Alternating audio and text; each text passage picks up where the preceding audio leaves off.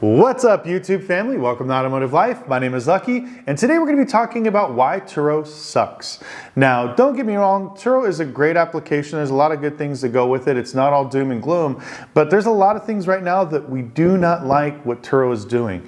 And so we're going to talk about some of those things today and talk about how the app has changed through the years. Because when I got on it, it was very quick. It was easy to get on the phone with somebody. Now it's an utter complete nightmare.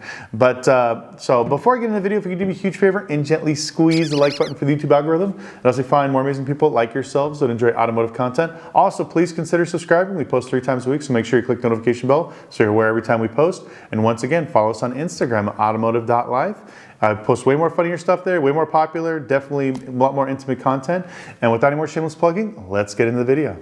So the reason I'm making this video is I got off a group conference call with a bunch of rental car companies, and we were talking about how Turo was, great back in the day and all the problems they're having now, and how so many people are actually getting their rental car license to get away from the platform because of all the headaches. So as we were going through the call and some of the coaching, we were going over all the things that we used to like and hate and some of the things like that. And I figured this would be a great video to touch on. Now, about a month and a half ago, I made a video on some of the things that Turo is doing currently right now that's hurting a lot of people. So the first one we're going to talk about is people getting kicked off the platform.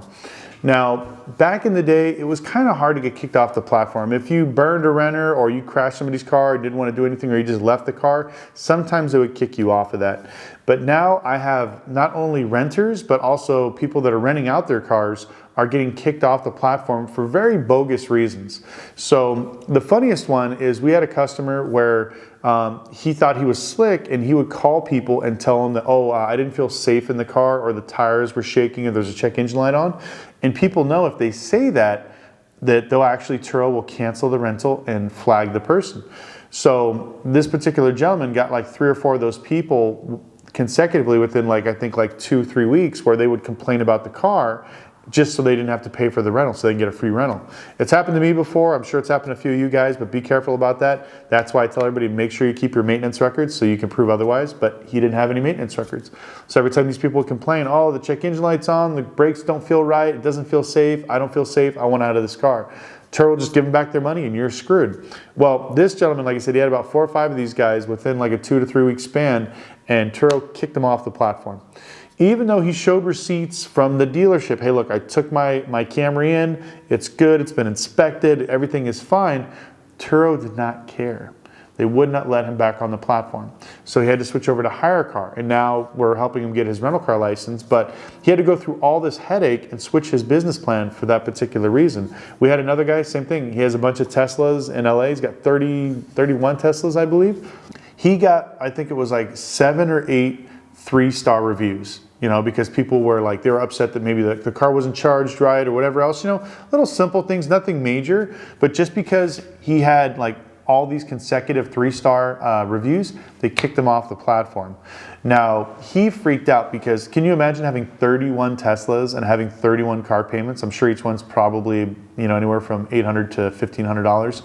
So all those cars with, over $30,000, $40,000 in monthly payments that he couldn't make unless he was doing Turo.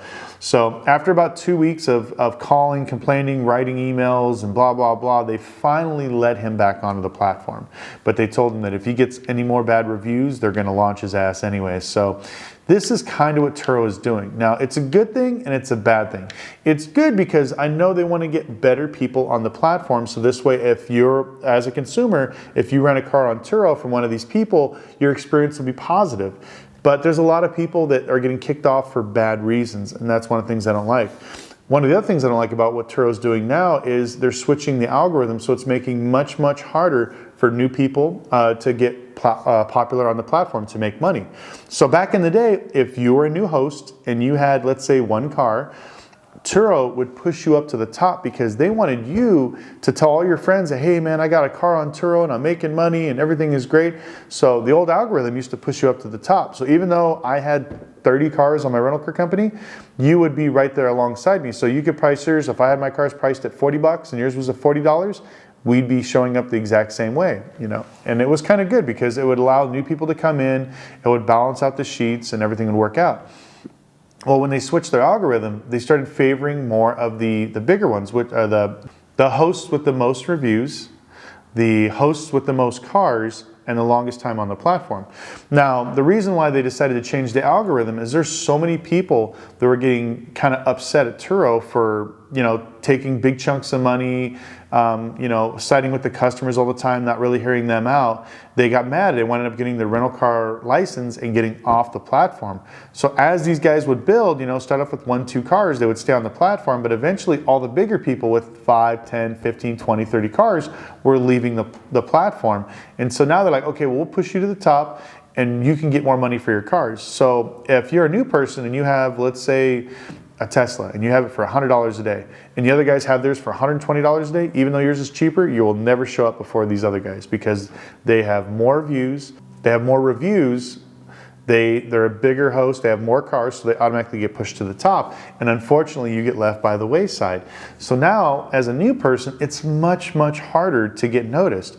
So that's why we tell people when you first start on the platform, don't even worry about money. I know this sounds hard, but it's like every time we have a consulting call, we set up other dealers, we set up rental car companies, I flat out tell them for your first 30 days, don't give a shit. Put it out there for as cheap as you can and do 1-day minimum rentals or 2-day minimum rentals, just let it rip. Because all you want to do is just get reviews. So this way you can little by little push your status up. So this way the algorithm picks you up and starts putting you out with the rest of the cars. So those are one of the few things that, like I said, that started bothering us. One of the major things was the claim process. Now, when I first got on Turo, I didn't know a whole lot about it. I had a C-Class Mercedes 4-door that I got as a repo. I repoed it like 4 or 5 times in my dealership, so it was already paid for. And it was kind of like my luxury rental car for my dealership. And I figured, you know what, let me put this on Turo and see what I can get. And it was one of the first cars that I put on there. As soon as I put it on there, took off. First week, some guy booked it for a week. Second week, somebody else booked it for, I think, for like 3 or 4 days. So it was just going really good. And I was excited. I was like, wow, maybe I'll turn some of the cars on my dealership floor into rental cars. But what happened was this guy got drunk and crashed my car. You know, and I was freaked out. I was like, oh God, now I'm gonna have to deal with my insurance and their insurance. It's gonna be a big, big headache. I called up Turo and I'm like, yeah, I got a call from one of my friends that was a tow truck company. They just picked up my car on the side of the freeway. Supposedly this guy's been arrested, you know, was drunk, DUI, blah, blah, blah. And so in the beginning, it was a little hard because they couldn't get a hold of the person because unfortunately he was in jail for a DUI. And I'm telling him that he crashed my car, but they didn't wanna do anything until they got his story, which I understand, but it kind of pissed me off. So we had to wait about 3 or 4 days. But once they got a hold of him, you know, they're like, what happened? Were you in an accident? And he said, yeah. Literally the next day, I sent them pictures, like, this is my car, this is the issue. It's not even worth fixing. Within like 2 days, they called me back and they're like, you know what? We see the pictures, we see this. We're gonna go ahead, we checked your zip code. This is what we believe the car is worth. We're gonna go ahead and give you this amount of money. Plus, we're gonna give you X amount of dollars per day for every day the car's been out. So the car's been, I think, down for about 3 weeks. So they paid me a check for the difference. But they did all this relatively quickly with not with a lot of back and forth and headaches and stuff like that. And I was pretty impressed. You know, it was nice. You know, they had to check their balances, which is normal, which I'm used to that. But it was a very quick and painless process. Now, fast forward to today, holy shit. If you have somebody that tears your bumper off, I literally have to prove that the bumper was on the car before I rented it. I would send them pictures. Well, are you sure, you know, was it this, you know? And so that's why I always keep track of my maintenance records. So right from the get-go, I'm gonna tell you guys right now, if you're renting on Turo or hire a car, you need to do a monthly inspection every month. You need to take pictures and you need to keep all your receipts. You get it in a folder and you keep it to the side. So every time anything happens, you have documentation, because these guys said the same thing. They're like, well, how do we know it was good shape? You know, maybe the bumper fell off, you know, and if the customer says, oh, it fell off because it fell off, they won't pay it. They'll tell you that it's your negligence and they'll just try to stiff you with it. So I'm like, yeah, the car is inspected every 2 weeks from a mechanic. We make sure the brakes are good, tires are good, rotate them. We check all the doors, mechanisms, trunks, make sure nothing's, you know, loose, falling off, whatever else. So that's what saved my butt. But even though I had documentation, I had issues, and even the customer said that he went over one of those medians, backed up, and ripped the bumper off. So he admitted that he did wrong. It took them a month and a half to actually pay me out. And then on top of that, the customer that bought it didn't get the extra insurance, whatever it was, because he's an international flyer. And so they didn't give me for lost time for rentals. And on top of that, on top of this, I called them probably about 30 times. I would send emails, they wouldn't reply. I would call, they wouldn't reply. Or they would do the truffle shuffle. Wait for our emails, wait for the claims department, wait for this person. So-and-so is going to call you. Oh, they're going to do this. We need estimates. You need to take the car to the shop. So it was a lot of BS, and it's just not fun anymore. It's been more of a headache than anything else.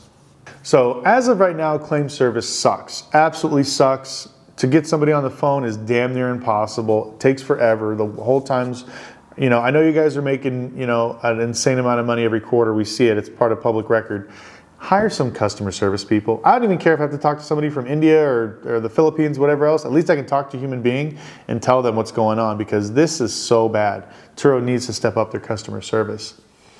One of the things that kind of bugged me was their limits and liability. So halfway through, I'd say about 2019, they started changing their limits, liability, insurance, and stuff like that. So back in the day, we would put, exotic cars and some classic cars and stuff on the actual platform. And then I remember one day, without any notice, they just kicked all of our cars off. So I had calls from my friends, other people, like, hey, what happened? They kicked off my classic car, they kicked off my exotic car, what's going on? And then, we had to message them, and we don't know what you're talking about, just re-put it in there. We try to put it back in, it would kick us back off, had to go back and forth. They changed their limits and liability and a lot of their insurances, because their insurance, I guess, made them change something else. So a lot of the Highline, exotic, and classic car vehicles were not allowed to be put on the platform anymore. And it totally sucked, because at that time, I remember, I think we went out and bought a bunch of classic cars because we wanted to start building cars to put on there, because all my friends do exotic cars. I was one who was going to do classic cars. So I figured this would be kind of a good balance between everybody, right? And they just like, no, we're not doing rental cars anymore. So then I switched over to Haggerty. Haggerty, I don't even know if that app's still around, but like we were having issues with getting paid, and people would rent them and never show them up, and they would still give the other people refunds. So we wound up getting off that app. So after that, I just wound up taking the cars to the auction and getting rid of them, because I couldn't do my business plan anymore. I had a lot of people here in Vegas that, that would enjoy to buy an exotic car, and they were either traveling or doing business. They didn't use it all the time. They wanted to use it maybe one weekend out of the month. So they would offset the cost by renting it out on Turo. Well, once Turo kicked off their cars, now they're like, well, crap, now I got to pay my $3,000 car payment just by myself. My whole plan was to have somebody else pay it, and then I drive the car for free. So a lot of people got hurt in that way, and and a lot of the limits and liabilities changed. There were some other cars that were we used to trick out, like we had a lifted Jeep, we had I remember we had a Viper on there. We had some crazy stuff like through the years where either friends or me or somebody else would put something up there. I had a G-Wagon that was crazy. We made it look like a 4x4 square. We lifted it, put the wheels on it and everything else. And, we told them this is what it was. But I don't know what happened, but their algorithm was like, oh no, it's going to cost too much money to fix, or it's not worth it. And so they kicked us off the platform. So anything that was custom or crazy or anything that was special was being kicked off. So now a lot of the cars that you see on Turo are just kind of bland cars. You can't price them. And that was the other thing too that kind of upset us, is they took away the pricing feature. Now back in the day, you could put whatever you want. If you wanted $300 for your car, you can put $300 for your car. But now, if you try to put something, a lot of times they'll stop you like, well, this car doesn't, you can't rent the car for this much because it costs too much money, And so it'll kick it out of the algorithm. Sometimes won't even let you put in the price, but it sucked because we had like the lifted Jeeps, some of the lifted trucks, some of these sports cars, classic cars, we have a few friends that have like JDM cars, like older, like Nissans, that are kind of special, and they couldn't get the special money because they're looking at it like, oh, well, this is a 350Z, it's not that popular. It's a $30 a day rental. And he's like, hey man, it's twin turboed, it's got a body kit, it's right-hand drive, it's a very fun, rare car, blah, blah, blah. They didn't care. So it kind of took the fun away from that one as well. Now, one of the things I cannot stand what Turo's doing right now is their BS exclusivity contracts. They want people to only be on their platform and nobody else's, and that is complete BS. Now, I'm going to approach this from both sides, and I'm going to give you explanations on why I believe it's kind of bad, but there's going to be some good if they can counter it. Now, if they don't want you to be on other applications, they should probably do something to sweeten the deal, but they don't, and I'll go into that here in a second. So with the exclusivity contract, Turo tells people that if you run on other platforms and you get caught, they kick you off their platform, which, like I said, I don't believe anybody should have the right to do that. So every time we tell people in the in videos to post your cars on multiple applications, try them out, see which one works best for you, I always get the comment, people that are like, oh, you can't do that, it's against the policy, you'll get kicked off, you're giving bad advice. don't listen to them, because their whole goal is they want to scare you into actually staying on their platform and not doing that, and they don't have the right to do that. Now, if Turo did something, now I'm going to ask for Turo's side of it. If Turo said, hey, you know what, guys, we'll give you an exclusivity contract, we'll give you better rates, we'll lower your fees, and maybe we'll make insurance cheaper for you. If they did something like that to go along with the exclusivity contract, I think it would benefit everybody, because not only Turo, but the actual hosts that are renting on the platform. Now, if they did something like that, I would see the benefit for everybody, because now it's something that everybody can get and benefit from. But as of right now, as of today, Turo is just bullying people, saying stay away from the other apps, only use our app. And I've heard other things of what Turo's done to some of these smaller applications. I can't say, I know it's all hearsay, so legally I gotta say, do your own research. But I heard that they actually went after one of the insurance companies that was working for Share. And Share, one of the rideshare companies, I think their fees are about 50% less than what Turo is, was starting to gain momentum in some major cities, and they actually went to their insurance broker and said, we'll give you some of our insurance, but you got to cancel these guys. And so they pretty much killed this other business because they weren't able to get insurance in a few other places. So these things do happen, and unfortunately that's kind of the way business is. But Turo doing this and forcing people to not work with other small applicants, because I've done it before. I've said it on a few of my things. I've called them and told them flat out, I'm a rental car company. I have my online stuff. I have it on all the apps. I have it on Expedia, Travelocity, all these other third-party sites. So you cannot tell me to post it anywhere else, or you can just kick me off the platform. They flat out said, no problem, I can do that. I'm a rental car company. So if you're a person, just keep that in mind. Every rental car company that you see on Turo is doing the exact same thing, where we have them all on multiple applications.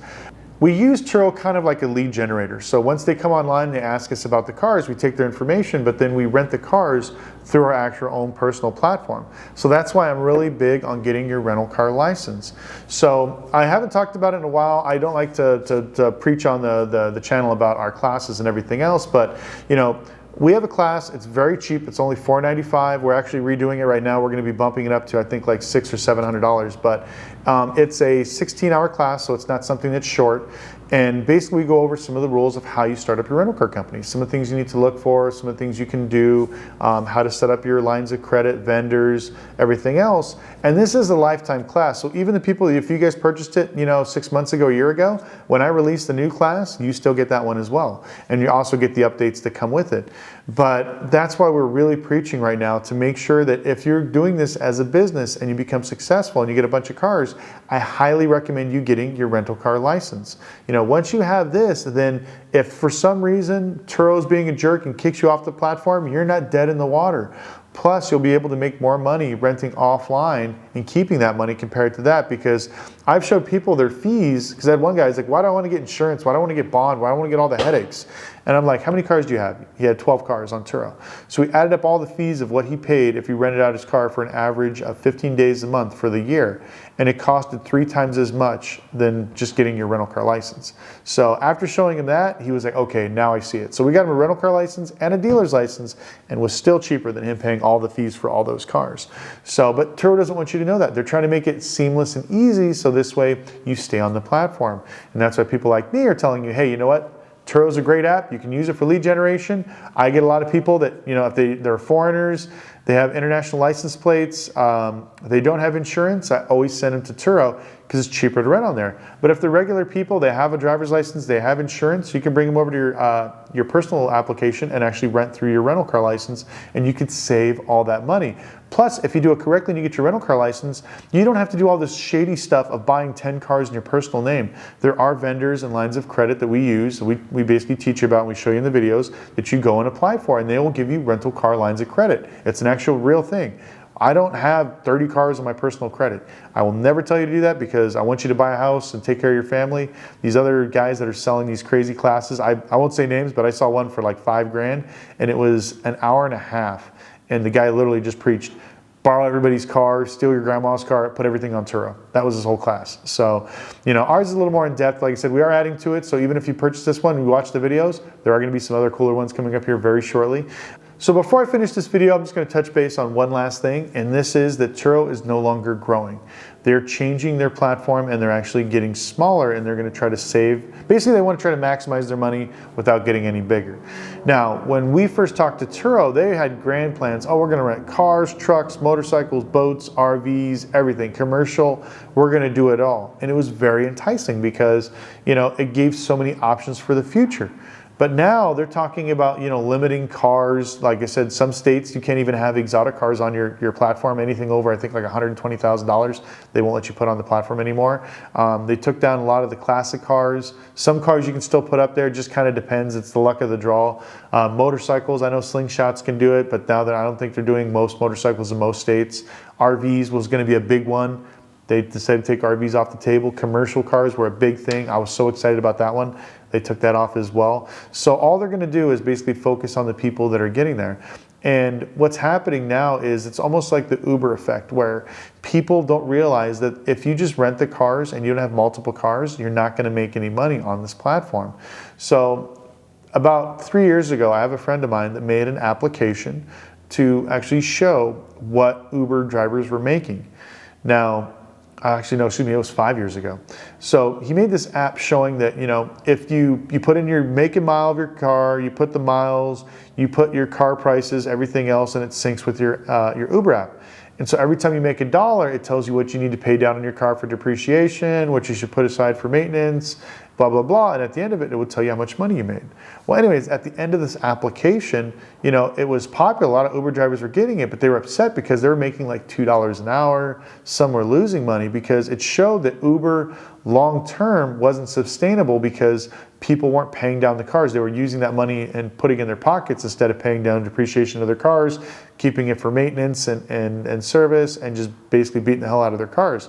So the first thing Uber did was bought my friend's app. They bought it, crushed it, killed it. That was it. I'm telling him right now to make one for HireCar and Turo. So this way people can put in their cars, we can put in what we're getting, and we can actually show people that, you know, because there's a lot of people out there that are screwing up the market. If you have your car for $100 and you're putting it up there because you know that like your payments, you need 50 bucks a day for your fees, and 50 bucks a day is profit. And then you get the other guy that's like, well, I don't care. I'm just renting it out of my basement. I'm not going this for full time. I just don't want to make my car payment. He rents it for 60 bucks a day. So he's making his money and everything else, but now it's affecting your price. I want him to make the app so it scares people. So it shows people that even if you're renting this car and you're making like $1,000 a month, you're not really making $1,000 a month by the time you pay down depreciation. You keep the money for maintenance because you're gonna be burning up your tires. You're gonna need more oil changes, more service. You're gonna hit your timing belt more quicker and stuff like that. And it's gonna show this. And then I think once this application comes out, it's gonna scare a lot of people in the Turo and HireCar community because they're gonna realize that they really don't make any money renting out cars this particular way. They need to do it the right way, structured way. So what Turo is doing now is they're gonna force everybody to lower the price of their cars, they're gonna get more and more people, and they're gonna put more restrictions, and they're gonna force you and just push you down to, you know, whatever the cheapest rental is so they can get their fees, because they don't care. At the end of the day, they're making money with no risk. They let the car roll, the customer blows up your car, smashes it, burns it up, you get the loan for it, that's your problem. They get their little percent and they're out. And that's the problem, is they're gonna be constantly putting these rules and regulations. It's gonna force you to basically make less and less and less. So, you know, like I said, Turo is a great app to help you get started. It's a great lead generator. That's what I use it for. But that's where Turo stops. If you are serious about doing rental cars as a business, reach out to me. All my information is down below. You can sign up for a consulting call. You can email me your questions. Hit me up on Instagram. I answer all those, you know. Whether you want to get my rental car course or if you want to go buy somebody else's, go for it. I'd rather see you guys try something off the platform. And if you do get a rental car course, make sure they talk about rental cars, not just Turo and HireCar, because I swear that's like everybody's app or class is just about Turo and HireCar. You need to learn how to build your business like a real business offline. So this way, if for some reason Turo dies tomorrow or you get kicked off,